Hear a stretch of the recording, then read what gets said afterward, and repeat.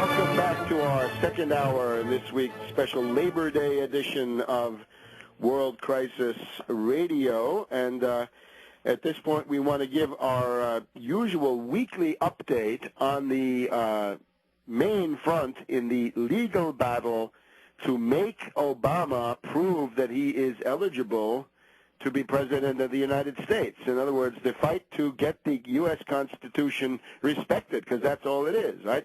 The Constitution is not a delicatessen where you pick the parts you like and ignore the parts you don't like. Some people thought that Bush was violating some parts of the Constitution, and indeed he was, but now we have other parts that are being violated by Obama, so we want to shine the bright light of publicity on that, and there's no better way than to bring in the leader of the movement, the founder and leader of this movement, to make Obama produce his birth certificate and otherwise come clean on his citizenship, because there are other issues there too, just beyond the mere birth certificate itself. And that, of course, is Philip Berg of Philadelphia, who is a former Democratic Party candidate for Senate and governor in Pennsylvania, former Democratic state committeeman for Pennsylvania, former Democratic county chairman of Montgomery County, Pennsylvania, and an activist in many, many progressive movements over the last 10 years. Phil, welcome.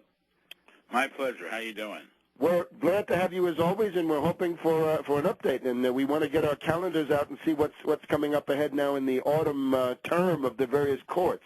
Well, we have that date, October 26th, but I'm hoping that's for the Third Circuit Court of Appeals on the standing issue.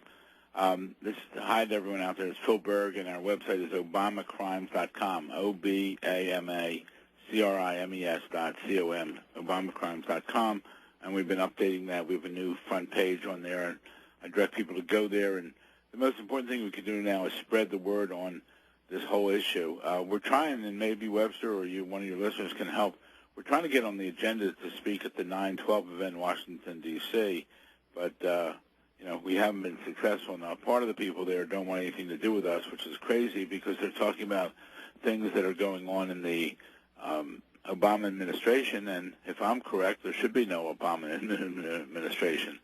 So we're working on that. But I have three cases pending. The one is on the standing issue, and like I said, that's on argument scheduled in the Third Circuit Court of Appeals in Philadelphia on October 26th. As we get close to that date, we'll confirm it or not. We have the Hollister case, which is the retired Air Force colonel, and that case on appeal to the D.C. Circuit Court of Appeals. And then we have the current case, which we're waiting for a hearing on, and we're surprised the judge hasn't scheduled it yet. That's on the False Claims Act case, or the Qui Tem case. We're alleging there that Obama is an illegal alien. Therefore, not only can he be president, but it was illegal for him to be a U.S. Senator from Illinois, and therefore $1 million in salary and benefits should go back to the U.S. Treasury. So on that, we're waiting because we have filed for, as I think I mentioned last week, the judge dismissed the case. Now the case is open. We can discuss it. It's unsealed.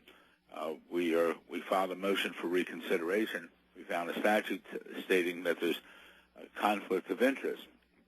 There's a major conflict of interest, in our opinion, between Attorney General Eric Holder. I mean, if there's no conflict of interest with him, then there's no conflict of interest anyplace, because he was on the campaign of Barack Obama, number one. Number two, he was one of three individuals selected to be on the selection committee for vice president, which ended up selecting Joe Biden. Number three, she works. The third thing is that Holder became an attorney general, and he was confirmed by the Senate, and that's the highest law enforcement agent in the country, which also gives advice to the president. Now, that's significant because Eric Holder just recently has appointed a special prosecutor. So I say if that's not a conflict of interest, I don't know what is. But he just appointed a special prosecutor in to look into the CIA, and the president said he's completely independent. Well, if he's really independent, then this particular case, he should either give to me to proceed as a relator on it, or appoint a special prosecutor on the case, because my position is that Eric Holder refuses to prosecute Obama because of his friendship and close proximity with him. So that's the So major basically, issue. Phil, We're if I've waiting now for a understood, hearing on that. your position is that Holder obviously knows what a special prosecutor is because he's now instituted one on this CIA torture stuff, but only for the little fish and ignoring Cheney, Addington, you, and all the rest of these ogres. But he knows what it is, so therefore let him in a much more politically charged case even than the CIA, because it goes directly to his boss, Obama. He should put up an independent prosecutor, independent counsel. Absolutely.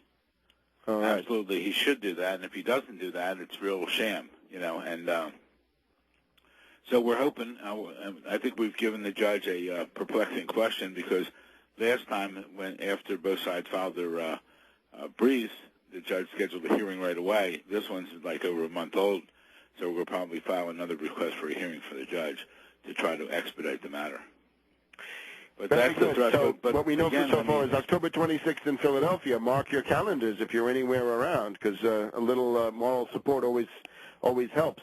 Sure, Concerning this Tea Party on September 12th, the people controlling the agenda, of course, are the Freedom Works people. That would be Dick Armey, a very well-heeled, very rich lobbyist here in Washington. It's amazing. And in this apparatus, the Republican operatives don't come forward saying, I'm a Republican operative. They say, I'm from Freedom Works, I'm from the Heartland Institute, I'm from the Richard Mellon Scaife Economic Strategy Institute, or whatever this thing is called.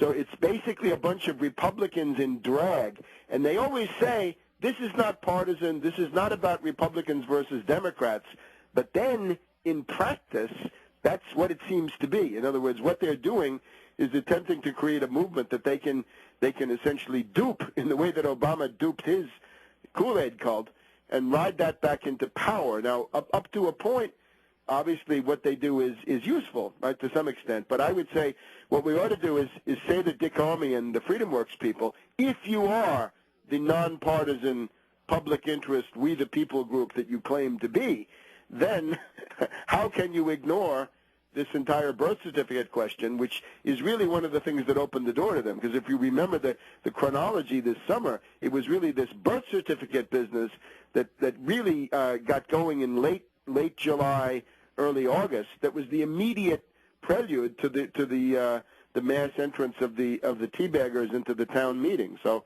I think it's time to hold their feet to the fire. In other words, to say, you guys put up or shut up. I've heard from many people that at these health care questions, Tea Party, the forums that are going on by congressmen all across the country, that the issue of the birth certificate is being raised. People are bringing signs, but the media is not reporting it. So we just have to get this topic out in the open. I know a lot of people on the birth certificate issue are going to Washington, but I'm going to go if I can get on the agenda. I'm trying hard, and that's where we are now.